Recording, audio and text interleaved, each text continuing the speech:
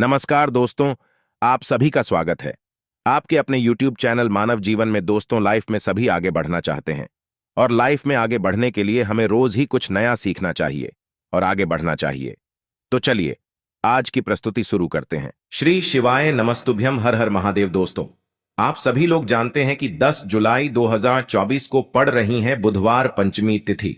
दोस्तों, यह जो बुधवार पंचमी है आषाढ़ महीने में पड़ने वाली सबसे बड़ी बुधवार पंचमी है, क्योंकि यह गुप्त नवरात्रि के दिनों में पड़ रही है, जिसका बहुत ही बड़ा और विशेष महत्व होता है। और ऐसा दिन पूरे साल में सिर्फ एक ही बार आता है। और दोस्तों, आप सभी लोग जानते हो कि बुधवार पंचमी का अगर सबसे बड़ा कोई उपाय है तो वो एक चुटकी हल्दी वाला उपाय है।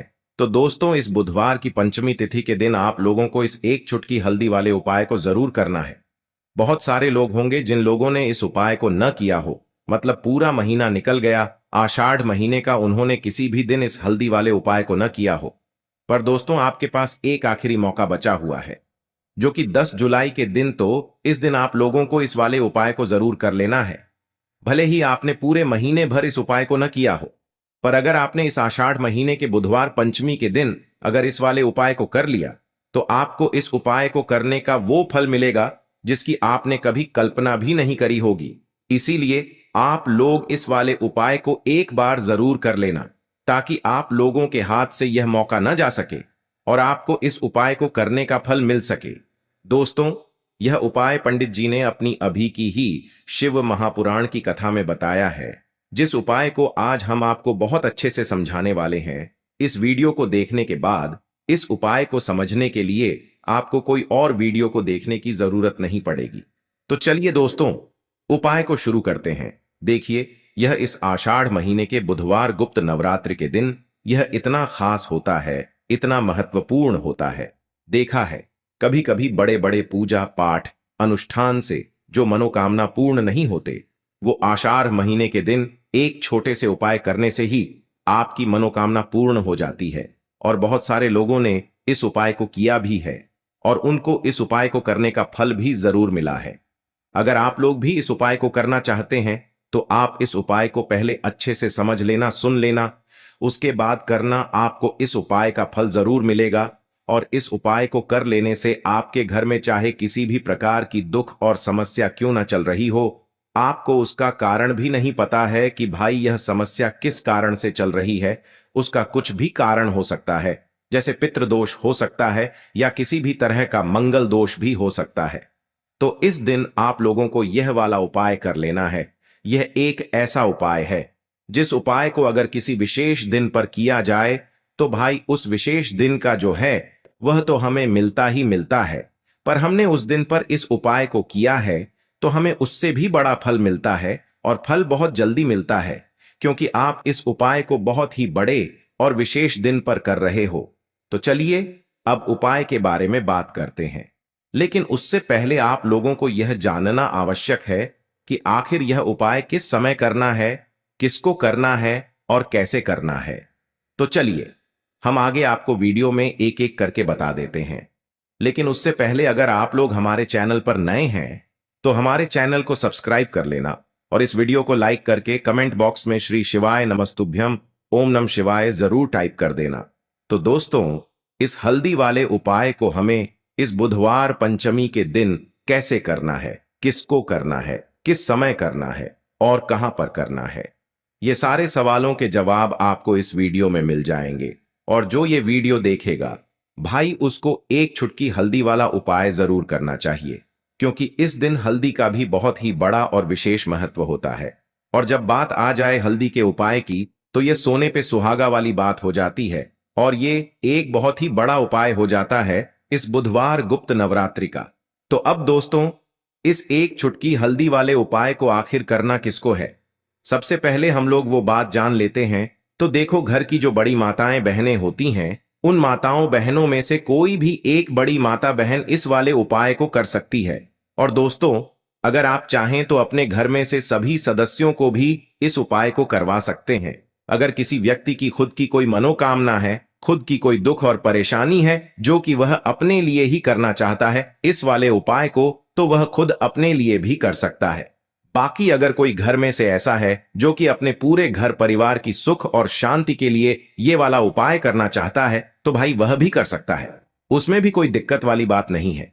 कहने का मतलब ये है कि इस उपाय को हर एक सदस्य भी कर सकता है और पूरे घर परिवार के सदस्य के लिए घर की बड़ी माताओं बहनों में से कोई एक माता बहन भी कर सकती है। माताएं बहनें अगर घर में उपस्थित न हो या वो यह वाला उपाय न कर पा रही हो तो फिर घर का कोई बड़ा सदस्य भी इस हल्दी वाले उपाय को कर सकता है, चाहे फिर वह पुरुष ही क्यों ना हो, उसमें कोई भी दिक्कत वाली बात नहीं है।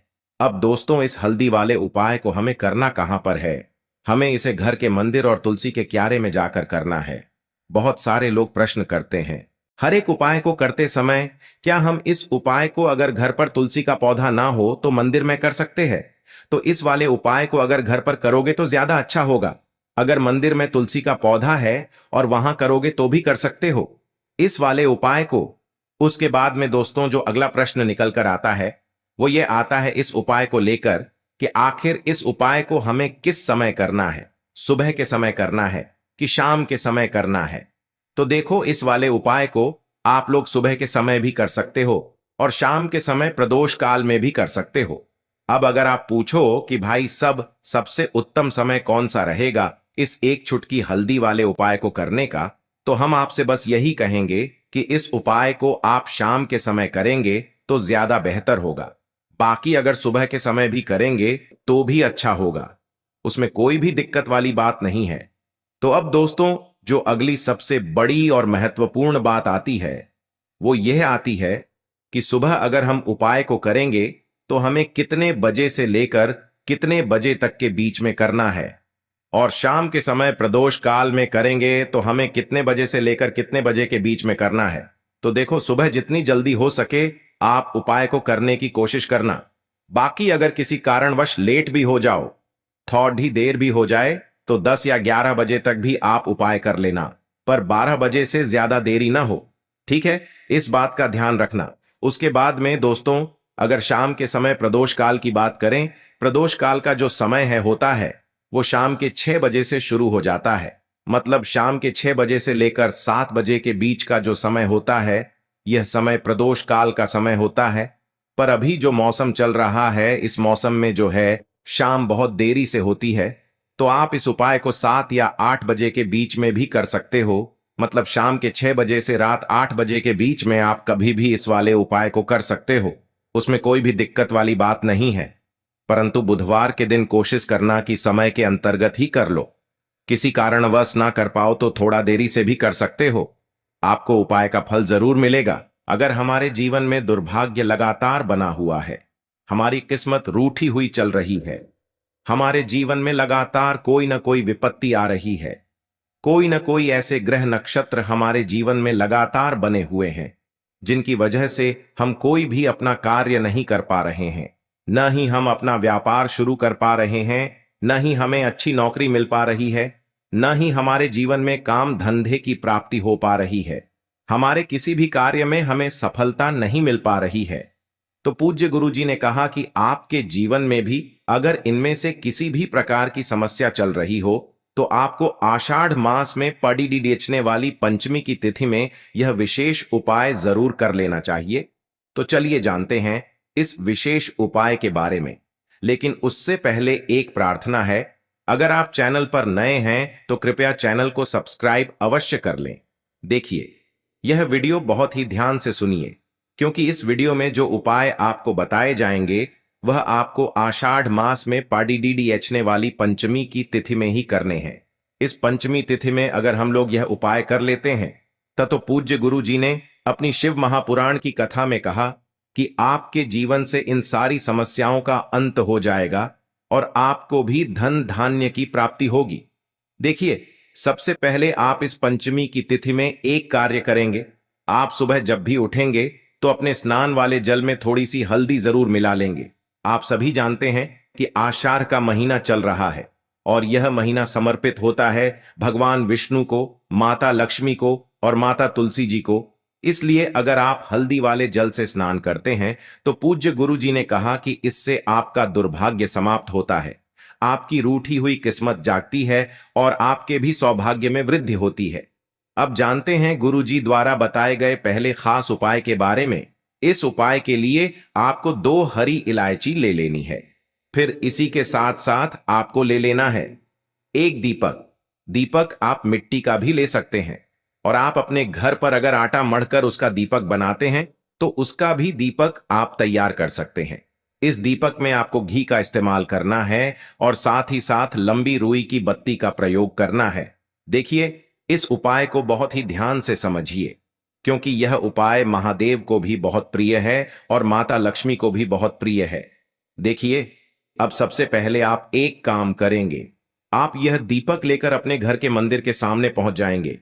आपके घर के मंदिर में माता लक्ष्मी की अगर कोई फोटो है, कोई प्रतिमा है, या फिर आपकी कुल देवी की कोई फोटो है, कोई प्रतिमा है, या फिर माता रानी के किसी भी स्वरूप की कोई फोटो है, तो उनके सामने आपको यह उपाय करना है।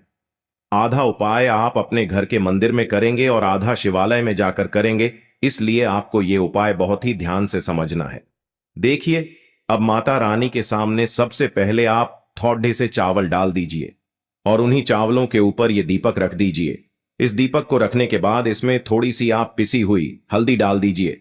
थोड़ी सी शुद्ध पिसी हुई हल्दी इस दीपक में डाल दीजिए। उसके बाद आप यह दीपक प्रज्वलित कर दीजिए और वहीं दीपक के सामने बैठकर, यानी माता रानी के सामने बैठकर, आप कम से कम 11 बार या 21 बार या 51 बार या 108 बार, जितना भी आपके पास टाइम हो उतनी बार आप ओम महालक्ष्मी नमः इस मंत्र का स्मरण कर लीजिए।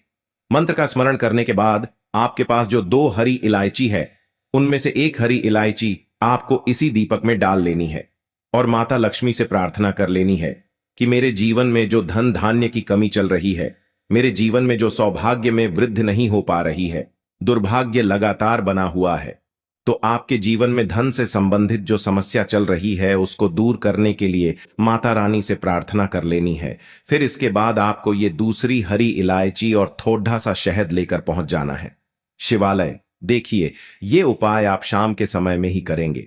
शिवालय पहुंचने के बाद इस दूसरी हरी इलायची को आप शहद में डुबो लेंगे।